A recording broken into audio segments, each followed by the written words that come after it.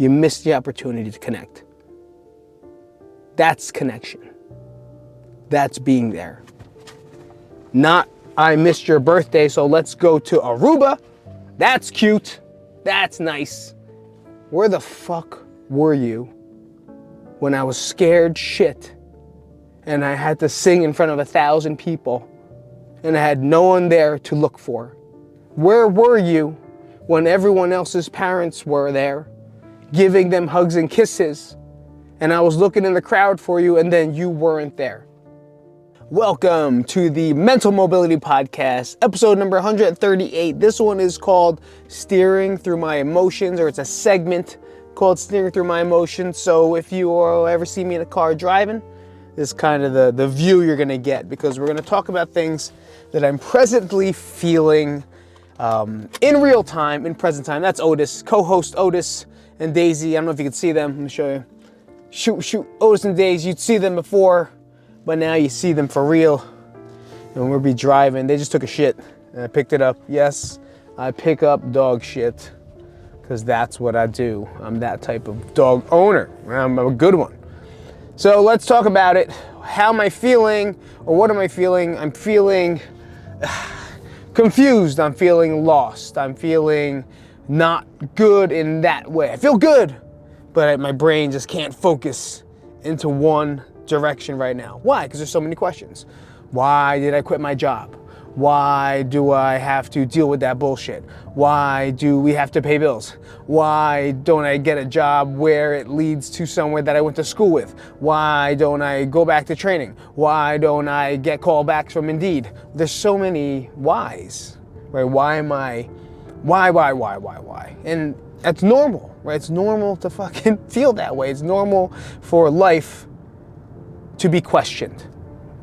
And a lot of times we don't allow that because we're scared, right? We're scared of the thought that maybe I did fuck up, or maybe I was right. Maybe I was right. You ever think about that? Maybe you were actually right in life, and now you just feel that you were not, because for years upon years, you were never right. No one has ever told you were correct. You were never enough. Right? You were not perfect. You did not achieve something that you've strived to achieve for, and now you feel less than. But does that really mean we are, Does that really mean that we are less than just because we didn't do something that was planned? Just because we didn't achieve something that we've written down? I can show you thousands of fucking goal sheets that I've written down that I've that never have even come close to. But I could also give you a lot of goal sheets that I've made many checks off of. And I'm sure you can too. I'm not saying it's wrong to achieve the most highest pinnacle of Mount Everest, or whatever mountain people climb. But at the same time, you gotta recognize the little small red rocks. That's the only thing I got for you. I don't know any of the mountains. Fucking I was gonna say Mount Fuji, but that reminds me of a hibachi restaurant. I don't know. Mount something. This place over here, Southern Highlands, Las Vegas.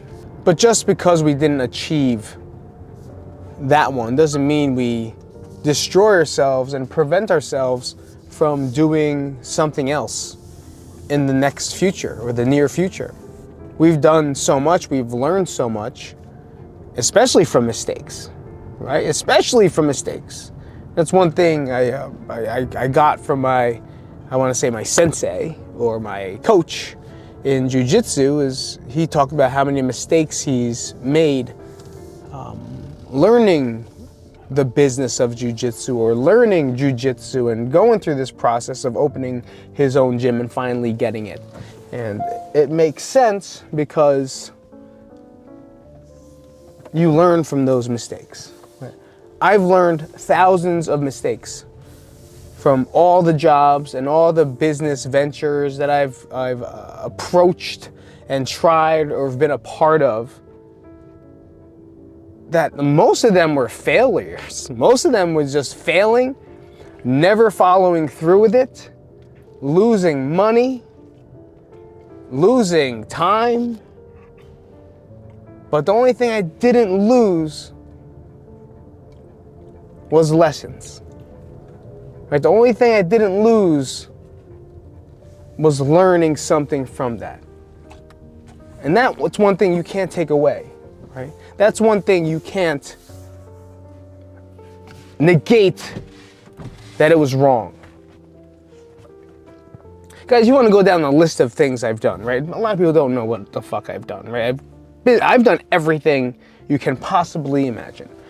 Anything you can imagine. From construction, I make pizzas, I was a deli guy, I washed dishes, I delivered pizza, I sold stuff on the side, I tried to start my own fashion company, my own fashion distributor company, I opened a restaurant, Filipino, with my parents, and things didn't go well there. I worked for Marriott Hotel, I worked in every gym in the world, personal training, I owned my own gym, I helped other people open their gyms, I've really bad at business and stuff that way. I've started so many internet ventures that no one can even count.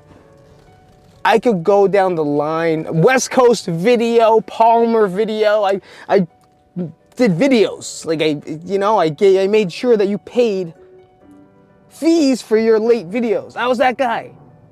I was a fucking crony. If your movie was late, I made you pay a late fee. Ain't that fucked up? But I would steal from them like a motherfucker. I definitely did that. I was a bartender. I bartend. I was a nightclub bartender. I've done it all. And here's the thing.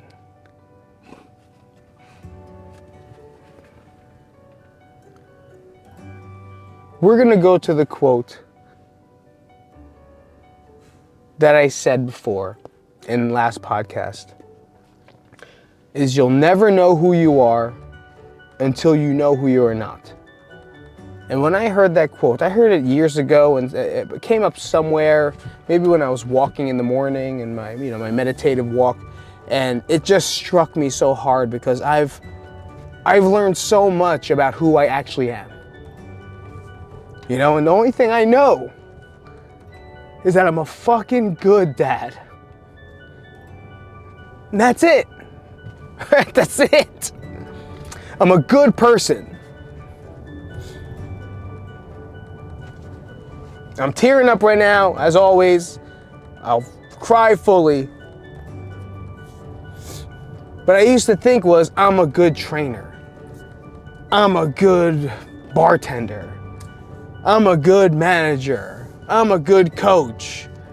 No. I'm a good fucking person. I'm not a perfect person. I'm a good person. I help people. I care about people. I do whatever I can to make sure that they survive and that they succeed. I'm a great dad because I don't allow things to get in the way of my family and anything that comes with that. I will protect, I will support, I will provide, I will help, I will be there. And that's my goal. That has always been my goal. Right? I get offered jobs that I deny. Like I say no. I say no to these positions. I say no.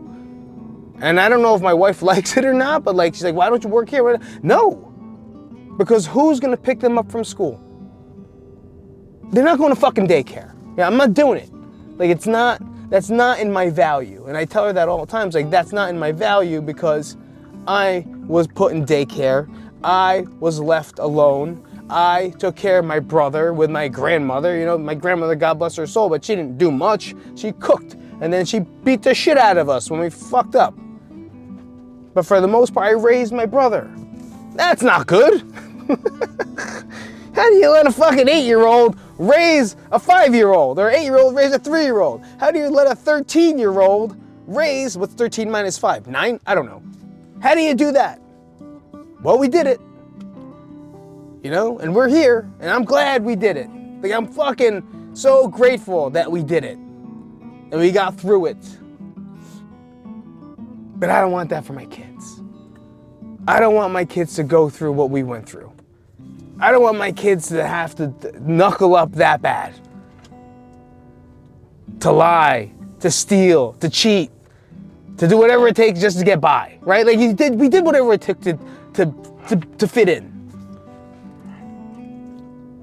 It made us who we are. It did. And I want them to find that too, but I also want to be a part of it. Cultures are different. Everyone is different. Raising, lifestyle, everything's different now. So why does it have to be the same way? And people say, oh, well, when I grew up, I walked 10,000 miles to school. When I grew up, we played football with a helmet, and then that's it. Well, it's not fucking that anymore. Will you let it go? When I grew up, we went down to this. Yeah, good for you. When you grew up, there was also no internet. Now look how much better the world is. It's fucking better. But I want my kids to do that. I want to be there. I want them to say, Dad, I trust you. I don't want that gap to go too far because we don't have that much time with them. Right? I talked to a child psychologist, a school psychologist, and he was like, you got to the age, are you ready for this? The age of 8 to 10. It might only be 8 now. To instill values into your kids. And then after that, the influence of peers take over. And I don't want to miss that. It's only 8 years of my life that I got with them. To tell them, no, don't do that. Be here, let's do this. This sounds like a great idea. That doesn't sound like a great idea. Because I don't want them to say, Dad, where were you? Mom, where were you? We were working. I'm very happy to say that I would rather downgrade the way we live than to sacrifice that. And that's what I know. Sure, I have to provide. Sure, we have to do this. Yeah, we'll figure it out. Trust me, we will figure it out. And if that means sometimes downgrading and going a little lower or finding an easier way or a better way, yeah, I fucking learned how to do that growing up. I learned how to steal to get shit done. I learned how to cheat to get by in school. I want to make sure when they're in any game or performance or whatever it is they're doing, they will see me smile and be proud of them. Whether it's 3 years old, 5 years old, 8 years, as much as sometimes I want to go to these fucking things. Trust me, I don't want to go to some of these things. But the importance of showing up and being there is more important than any gift you'll give them. You could give them the nicest house with a pool and a slide and this and that and this and that. But if you're not there to watch them do something they wholeheartedly love, you missed it. You missed the opportunity to connect. That's connection. That's being there. Not, I missed your birthday, so let's go to Aruba. That's cute. That's nice.